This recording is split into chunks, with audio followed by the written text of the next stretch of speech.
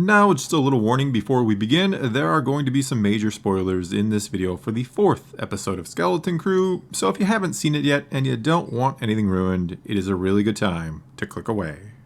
Alright, so I gotta start this review out by saying that this wasn't the best episode of the series thus far. In fact, I would say it was by far the weakest. It wasn't terrible, but it also wasn't very good. It felt kinda rushed for what it wanted to be, which was an episode where each of the children characters had a bit of progression or had to overcome or face something. We had Wim coming to the realization that with his desire for adventure comes danger. We had Fern learning that with leadership comes responsibility, that it is hard to step up and take command and have people's lives literally in your hand. We also had Neil learning how to be brave, how to face his fears, and to do a little more than what he has done in the past on his home planet.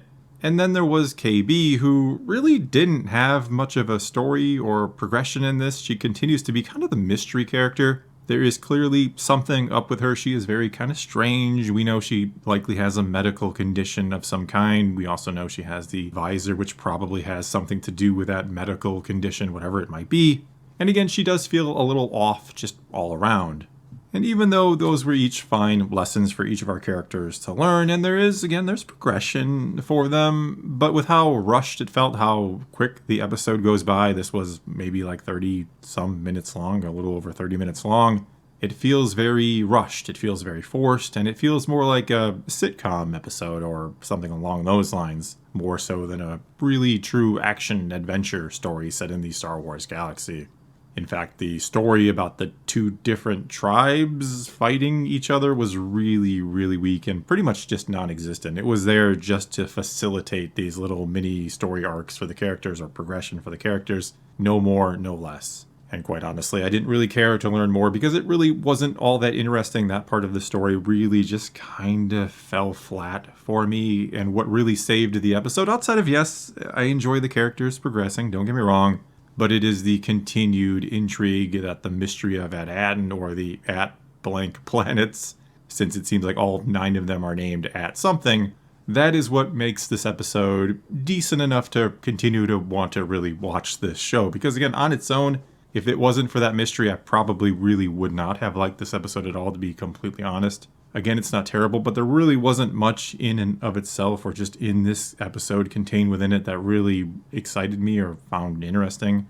But that said, yeah, the mystery of At-Attin continues to grow. We continue to get little pieces and nuggets of information to try to figure out what in the world is up with this planet that seems to be similar to all the other planets, or they used to be similar to At-Attin. It seems like they all, or I'm guessing here, we've only seen 2 of them, but they all seem to be isolated and are run by some sort of supervisor. They seem to be built and set up the same as if some sort of experiment. I've seen people kind of likening this to Fallout and the shelters and all that. And it does feel a little bit like that, like they isolated people to see how they would react, and the whole project is run by droids, it seems. At least that's what I get from At-Attin. That seems to be run mainly by droids.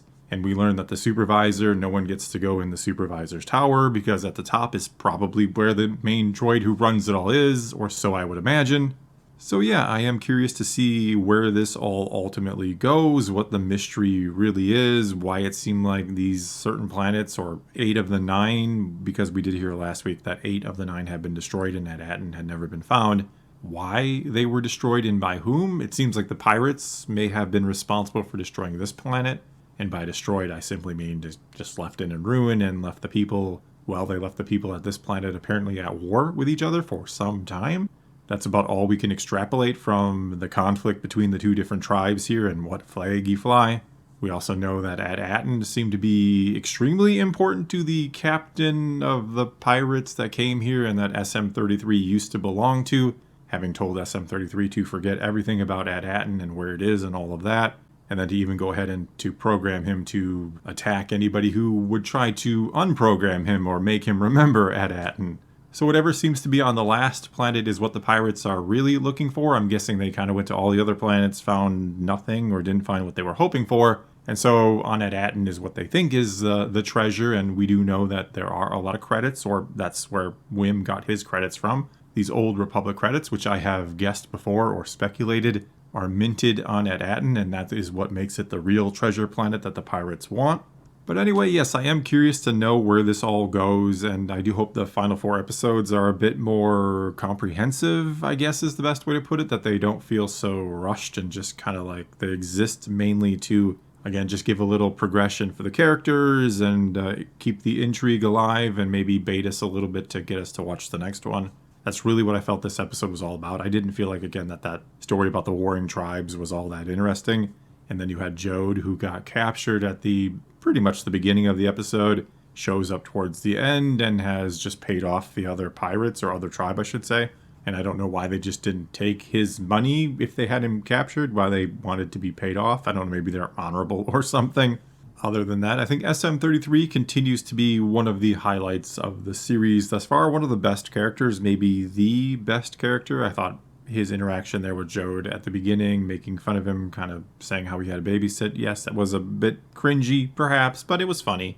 I do remind myself while watching it that yes, this is primarily targeted towards a younger audience. And this episode in particular, again, very, very targeted at a younger audience, where you had the planet where we respect our children and let them lead us into war and all that. That very much gave the vibe of a show that wanted to give kids something to live vicariously through, in a manner of speaking, that they would dream about finding a planet where, yes, they would be respected and can lead battles and do all that sort of thing. This is very much, again, an episode aimed squarely at younger audiences, and that's fine.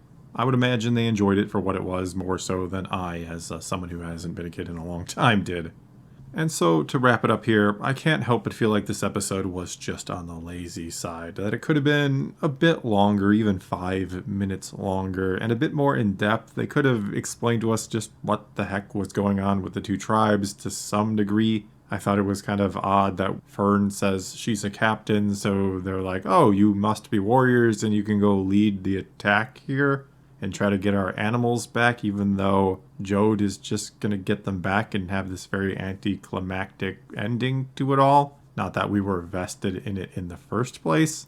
And like I said, if not for the intrigue of going into the tower and learning a bit more, that all these planets seem to be very similar, that they all seem to be structured the same and have the same buildings even, and are likely controlled by the same droid entity set forth probably by the Republic or someone as an experiment, it seems. I think that's the best guess right now, that this is an experiment of some kind, though I don't know why they would be called the Jewels of the Old Republic. So yeah, still on board with Skeleton Crew, but I do feel a bit let down with this episode, especially after the first 3 felt so on point, and this one just kind of missed the mark in so many different ways. Well, I think that's going to be all I got for you this time. Now it is your turn. Take to the comments below. Tell me what you thought of this episode. Maybe you really enjoyed it. Maybe you didn't. Maybe you liked it a lot less than I did. And tell me what you thought of the series thus far. Are you still on board with Skeleton Crew? Are you all in? Or are you maybe thinking about jumping ship? Whatever the case may be, though, leave a comment below and let's talk some Star Wars. And so until next time, thanks for watching.